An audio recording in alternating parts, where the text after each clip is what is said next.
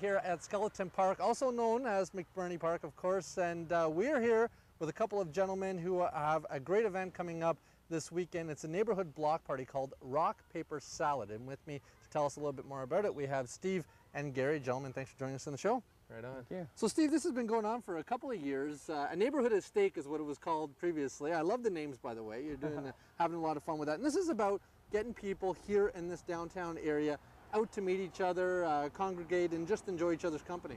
Yeah, exactly. It's just a way for people in the surrounding neighborhood to sort of talk to people who you might see walking down the street, get to know each other, and just to, yeah, exactly like you said, build community in the area. So sometimes do you think that that is lost in today's busy world? You know, we all have jobs and running around and errands to do. It's, you know, we live next door to people, but sometimes we don't know who they are, really.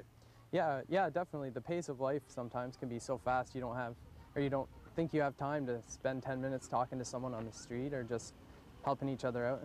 So yeah, that's definitely one of the motivating reasons why we started having the block party in the first place. So people who are just surrounding the Skeleton Park area, that's who you're looking to come out to this party?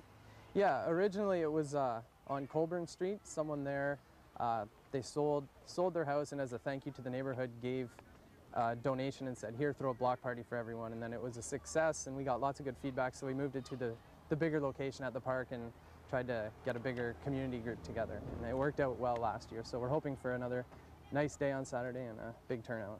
Well, I'm sure that's going to be happening for sure for you guys. Now, what exactly is going to be going on at this?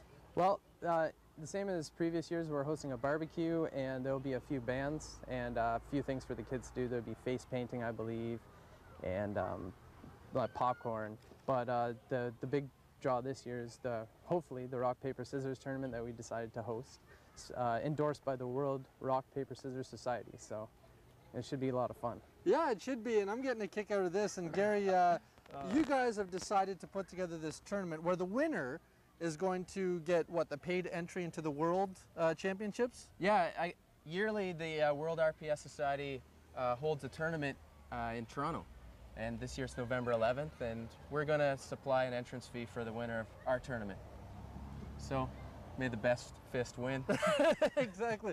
Now, you know what I find really interesting about this is in your hand you have a book, a strategy book for rock, paper, scissors.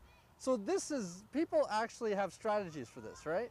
Oh, this sport is mind-blowing. The nuance goes so deep. It's funny, they wrote an entire book about it. I guess the subtleties of the different throws and how you can link the throws together in gambits, they call them, and how to read your opponent. It's really quite fascinating, and this is a great read.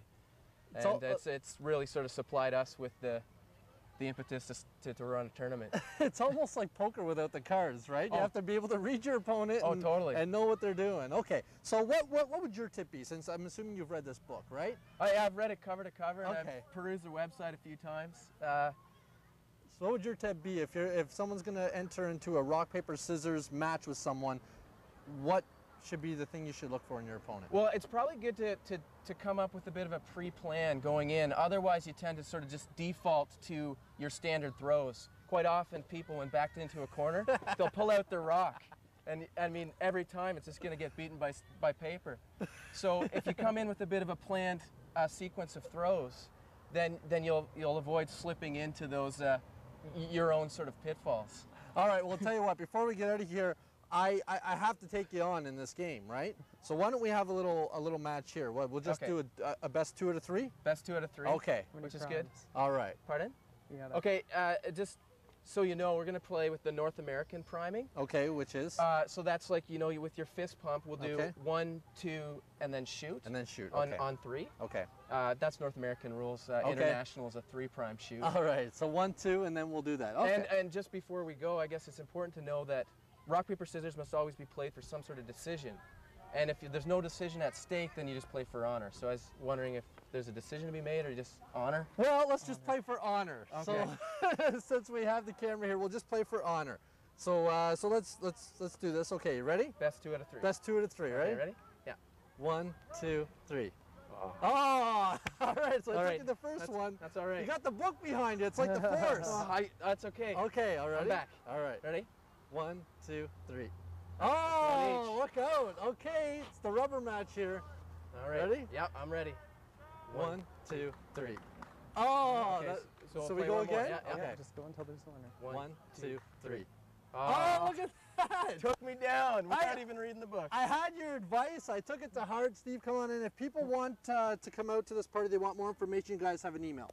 Yeah, they can email, what is the email again? It's rockpapersalad@hotmail.com for more information, and it's Saturday at 4 o'clock. You can show up to sign up for the RPS or get some free food and meet some people from the neighborhood. I think you guys are doing a great job for your community, so keep up the great work, guys. Thanks for being on the show. Appreciate your time. That's awesome. Thank you Thanks very much for having us. I don't think that the winner of the RPS tournament could qualify as the Amateur Athlete of the Week. However, we do have someone who is. Let's take a look at that.